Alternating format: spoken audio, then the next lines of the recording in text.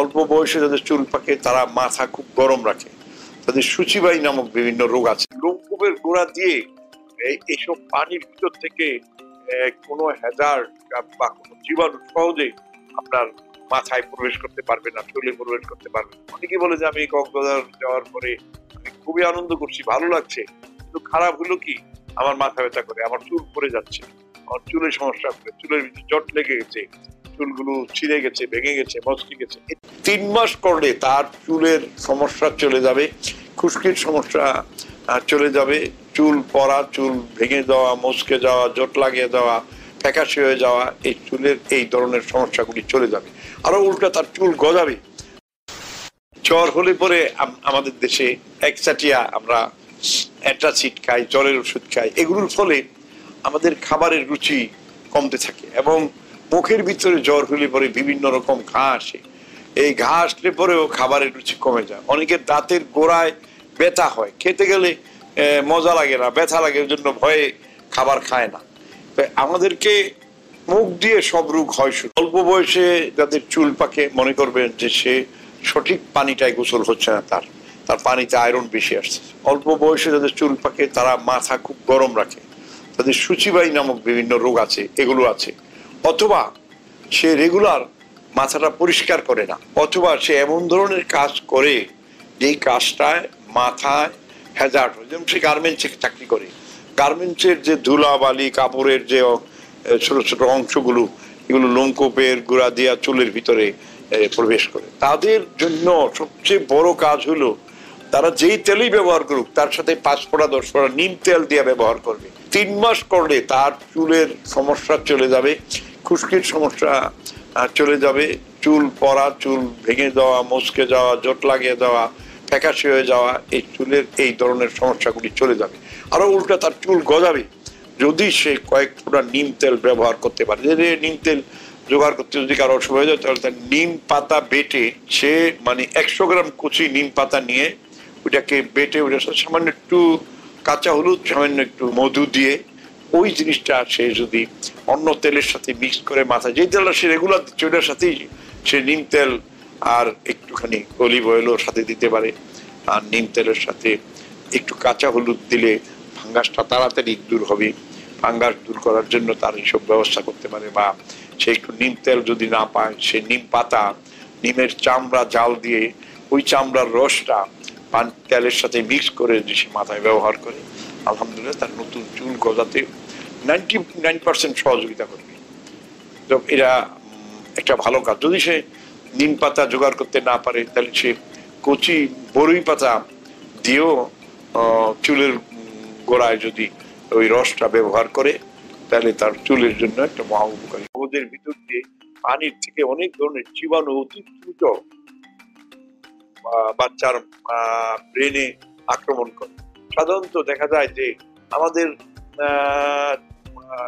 60টা ডিস্ট্রিক্টের ভিতরে প্রায় 30টা ডিস্ট্রিক্টের পানির ভিতরেই আয়রন বেশি আছে। প্রায় 10টা ডিস্ট্রিক্টের পানিতে সল্ট বেশি আছে, লবণ পানি। যেরকম আমাদের খুলনায় আপনার লবণ পানি বেশি, কক্সবাজারে, চট্টগ্রামে এইসব জায়গায় লবণ পানি বেশি।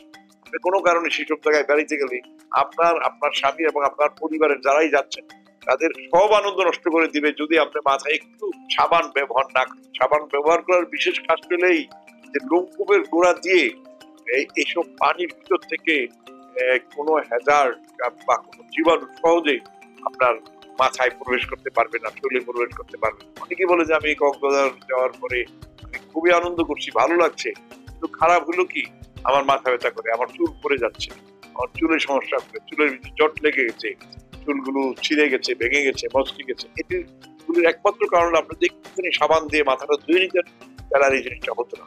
বা কোনো কারণে আপনার বাপের বাড়ি খুলনা, আপনি থাকেন ঢাকা, 7 দিনের জন্য খুলনা গেছেন, ওই 7 দিনই আপনাকে একটু সাবান, টয়লেট সাবান যেটা আছে এই সাবানটা ব্যবহার করবেন আপনার বাচ্চার এবং আপনার পরিবারের সকলের জন্য। এই কথাটা চিরদিন আপনি মনে রাখবেন। কোনো কারণে দেখা গেল যে ওই পানিটা সহ্য হচ্ছে না, আর সহ্য না হইয়া কোনো জায়গায় শরীরে বিভিন্ন রকম লালচে দাগ করে, সেখানে আপনি মাউথ ওয়াশও ব্যবহার করতে পারবেন, টুথপেস্টও ব্যবহার করতে পারবেন। আবার কোনো জায়গায় পুড়ে গেলে সামান্য ব্যথা পাইলে সেখানে আপনি একটু টুথপেস্ট দিতে পারবেন। টুথপেস্টের ভিতরে ক্লোরাইড আছে, ওই জন্য টুথপেস্ট এগুলোর জন্য ভালো কাজ করে। আর মাউথওয়াশের ভিতরে অ্যান্টিসেপ্টিক আছে, এই কারণে যে কোনো রোগ স্কিনের আক্রমণের জন্য মাউথওয়াশের অংশ ব্যবহার করতে পারেন। যারা আপনার শেভ করে নাই মাউথওয়াশ শুরু, মুখটাকে গরম পানি দিয়ে ভালোভাবে কুলকুচা করতে হবে। এরপরে দরকার হলে একটু নিম পাতা দিয়ে চিবিয়ে মুখটা পরিষ্কার করে নিতে হবে। এরপরে আপনার 2 চামচ অলিভ অয়েল দিনে 3 বার। যখন মুখে রুচি থাকবে না তখন বুঝতে হবে পায়খানা কোনো এক জায়গায় জমে আছে, নারীর কাছে পায়খানা জমে আছে। এই যে পায়খানাটা জমে থাকলে ক্ষুধা কিভাবে লাগবে? আপনার গোডাউনের ভিতরে যদি পুরনো মাল থাকে তাহলে আপনি নতুন মাল গোডাউনে ঢুকাইতে পারবেন না। অতএব আপনার এই যে স্টমাকের ভিতরে আপনার খাবার জমে আছে, নারীর ভিতরে খাবার জমে আছে, এটাকে পরিষ্কার করতে পারবে ন্যাচারাল পদ্ধতিতে। মেথি, বেল, অলিভ অয়েল, এই জাতীয় তোকমা, তারপরে ইসবগুলের ভুসি, এগুলো 1000 বছর যাবত এইসব জিনিসগুলো পায়খানাটা ক্লিয়ার করে।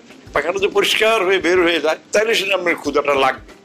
ক্ষুধা লাগার জন্যই যদি আবার ওষুধ খান, জ্বরের জন্য আবার যদি ওষুধ খান, সর্দি কাশের জন্য যদি ওষুধ খান, 1 মণ ওষুধ খাইলে আর আপনার ক্ষুধা কিভাবে লাগবে? ওষুধই পেট ভরে উঠবে। এক রুগী আমার কাছে আসছে, সে বললো যে আমি 27টা ওষুধ খাই ডেলি। আমি বলতো আপনি একটা ওষুধ খেতে পারবেন না। কি বলেন? আমি তো মাথা ব্যথা, পেট ব্যথা, হাড় ব্যথা বা শরীর ব্যথার ওষুধ সবসময় খাইতেই হয়। আমি বন্ধ করে দিয়ে কি কোনদিন দেখছেন? কয় না, প্রায় 30 বছর আগে আমার স্বামী মারা গেছে। স্বামী মারা যাওয়ার পরে আমার কোনো ওষুধ আর বন্ধ হয় নাই। আমি আসছি 1টা 2টা 3টা করে 27টা ওষুধ খাই। তাই আমি বললো কি আপনি কি কারো কথায় এই ওষুধ বন্ধ করবেন? কেন কারো কথা আপনি বলেন আমি ওষুধ বন্ধ করবো। তখন আমাকে 3 দিন কে দেখবে বলেন? আমি 3 দিনের জন্য আপনি সব ওষুধ বন্ধ করে দেন। কয় আপনি আমাকে গ্যারান্টি দিতে পারবেন যে আমি সুস্থ থাকবো? না, আমি গ্যারান্টি দিতে পারবো না, আল্লাহ গ্যারান্টি দিবে। আপনি দেখেন তো 27টা ওষুধ একটাও খাইবেন না, যা হয় হবে। আপনি 3টা দিন, 2টা দিন কি করেন, বন্ধ করেন। উনি 2-3 দিন বন্ধ করার পরে এতই ইমপ্রুভ করেছে। আর ওনাকে আমি নো মেডিসিনের কথা বললাম, আপনি গুগলে যান, ভারত সহ পৃথিবীর সব দেশে নো মেডিসিন আরম্ভ হচ্ছে। আপনার কোনরূপ খাইতে পারবেন না, ওষুধ খেতে পারবেন না, শুধু খাদ্যপথ্য দিয়ে আপনার রোগ ভালো করবেন। আপনারা অনেকেই ডাক্তার বিধানচন্দ্র রায়ের নাম শুনেছেন, যিনি ভারতের 12 বছর মুখ্যমন্ত্রী ছিল পশ্চিমবঙ্গের। ডাক্তার বিধানচন্দ্র রায় রুগীদেরকে হাসানোর জন্য একটা গল্প বলতো, ছোট্ট একটা গল্প। সেটা হলেই যে আপনি ডাক্তারের কাছে যাবেন, ডাক্তারকে ভিজিট দিবেন, ডাক্তারকে বাঁচতে হবে। আপনি ডাক্তারের কাছে প্রেসক্রিপশন নিবেন, ওষুধের দোকানে যাবেন, ওষুধ কিনবেন, কারণ ওষুধের দোকানদারকে বাঁচতে হবে। আপনি ওষুধ কিনে বাড়ি ফিরবেন, ওষুধ রেখে দিবেন, আপনি ওষুধ খাবেন না, আপনাকেও বাঁচতে হবে। এই যে একটা কথা ডাক্তার বিধানচন্দ্র রায়ের মতো লোকে বলছে। তা আমি এই গল্পটা, আমার একটা চাচাতো বোন, তার স্বামী 8-10টা গার্মেন্টসের মালিক। এখন সে স্বামী সারাদিন গার্মেন্টসের ভিতরে, সে প্রতিদিন নতুন নতুন একটা করে ডাক্তারের কাছে যায়। আমার যদি তুমি তো হারবাল ডাক্তার, আমি বাংলাদেশের সব ডাক্তারের কাছে গেছি, সবার কাছ থেকে ওষুধ আনছি। আমি একদিন তার বাড়িতে গেলাম, সারা ঘর ভর্তি ওষুধ। কিনে এত ওষুধ কেন? আবার আমার কাছ থেকে ওষুধ চাস?